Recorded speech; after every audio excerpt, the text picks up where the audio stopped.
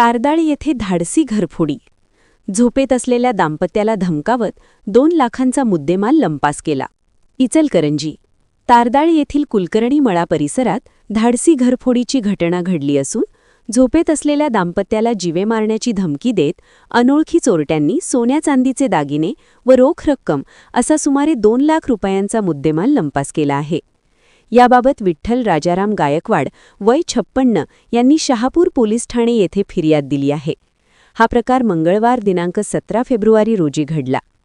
पोलिसांनी दिलेल्या माहितीनुसार फिर्यादी विठ्ठल गायकवाड व त्यांची पत्नी घरात झोपलेले असताना दिनांक 17 फेब्रुवारी रोजी मध्यरात्री सुमारास 7 अनोळखी इसमांनी त्यांच्या घराचा दरवाजा तोडून आत प्रवेश केला.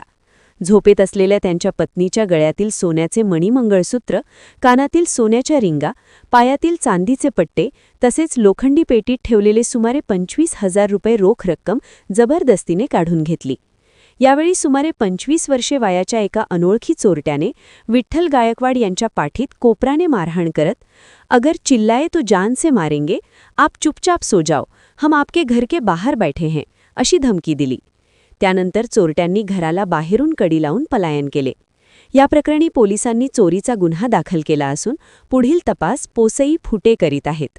परिसरात भीतीचे वातावरण निर्माण झाले आहे. भूमी प्रतिनिधी कल्याणी चव्हाण, इचलकरंजी.